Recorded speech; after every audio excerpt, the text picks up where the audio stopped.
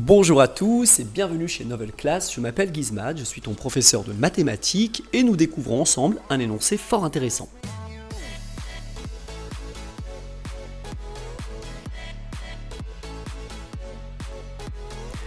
Entre 2020 et 2023, la réussite des élèves inscrits chez Novel Class a augmenté de 45%. Calculez le taux d'évolution annuel. Incroyable! Eh bien, vous faites certainement partie de ces personnes. Félicitations à vous. Je vais vous laisser quelques instants de réflexion et on se retrouve tout de suite pour un corrigé très détaillé. A tout de suite.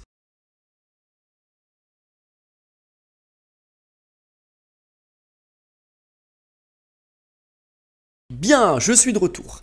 Alors, c'est une question très sensible. Pourquoi? Eh bien parce que on vous dit qu'il y a une augmentation de 45% sur une durée qui s'étale sur 3 années, 2020 à 2023. Alors, nous cherchons le taux d'évolution annuel.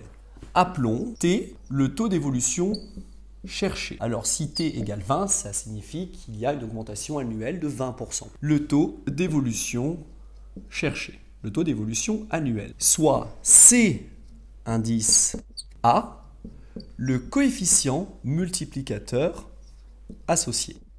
Le coefficient multiplicateur qui lui est associé. Je fais un petit schéma pour expliquer la situation.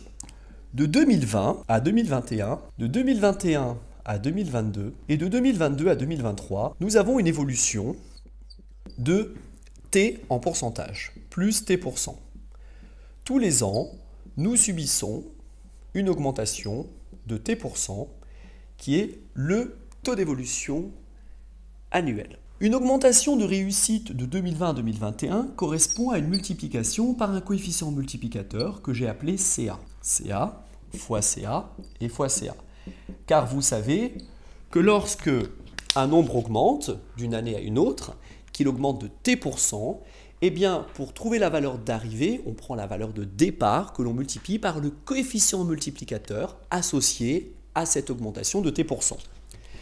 Cela signifie que de 2020 à 2023, pour passer du nombre de départ, de la valeur de départ à la valeur d'arrivée, il aura fallu multiplier CA 3 fois de suite. J'obtiens alors un coefficient multiplicateur global CM égal à CA au cube. Voilà. Avec CM, coefficient multiplicateur global de 2020 à 2023. Mais ce coefficient multiplicateur global, que vaut-il? Eh bien, on sait que de 2020 à 2023, il y a une augmentation de 45%. Alors, le coefficient multiplicateur global de 2020 à 2023 associé à une augmentation de 45% s'écrit 1 plus 45 sur 100, c'est-à-dire 1,45.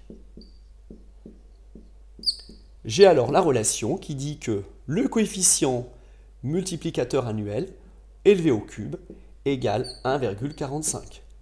Si je veux déterminer le coefficient multiplicateur annuel, eh bien je prendrai la racine cubique de 1,45 ou 1,45 puissance 1 tiers. Je ne sais pas faire ce calcul de tête.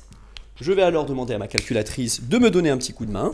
C'est parti, à vos calculatrices. 1,45 puissance 1 tiers donne 1,1319. 1,1319. On va mettre environ 1,1319. Bien. Maintenant, à partir de ce coefficient multiplicateur annuel, je vais pouvoir trouver le taux d'évolution associé, puisque j'ai précisé que T est le taux d'évolution cherché et associé au coefficient multiplicateur CA. Alors, je sais que CA égale, on va dire, 1,1319, ce qui me donne 1 plus 0,1319, c'est-à-dire 1 plus 13,19 sur 100, ce qui signifie que le fait de multiplier par CA d'année en année revient à une augmentation de, attention, 13,19%. Alors, la valeur de T que je cherchais, c'est 13,19. T égale 13,19. Si je reprends l'ensemble de la réflexion, une augmentation de la réussite des élèves inscrits chez Nouvelle Classe de 45% entre 2020 et 2023 correspond à une augmentation annuelle de 13,19% pendant une durée de 3 ans. Pour reprendre le raisonnement, il suffit de considérer que sur 3 ans, le coefficient multiplicateur est égal à 1 plus 45 sur 100, donc 1,45, mais que ce coefficient multiplicateur sur 3 années, c'est le produit de 3 coefficients multiplicateurs identiques chaque année, au cube, évidemment, puisque je cherche le taux d'évolution annuel. Le taux d'évolution annuel est de t% au cours de 3 années successives. Une augmentation de t% chaque année correspond à une multiplication par un coefficient multiplicateur annuel que j'ai appelé CA. CA fois CA fois CA donne 1,45. Je trouve la valeur de CA. Et lorsqu'on connaît un coefficient multiplicateur, il est facile de trouver le taux d'évolution associé.